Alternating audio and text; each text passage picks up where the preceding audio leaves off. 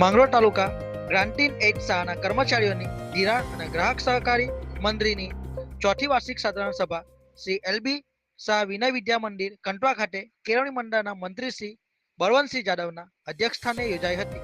શાળાના આચાર્યશ્રી અને મંદિરના પ્રમુખ શ્રી પ્રવીણસિંહ સોલંકીએ તમામનું સ્વાગત સન્માન કર્યું હતું.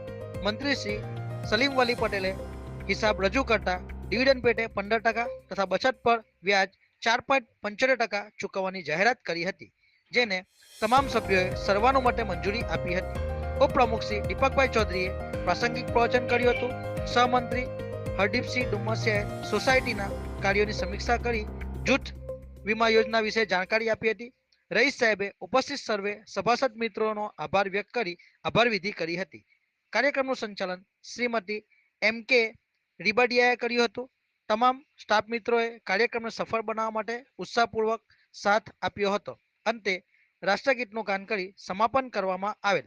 શાળાના આચાર્યશ્રી અને મંદિરના પ્રમુખશ્રી એવા પ્રવીણસિંહ સોલંકી દ્વારા ઉપસ્થિત તમામ માટે સરુચિ ભોજનની વ્યવસ્થા કરવામાં આવી હતી.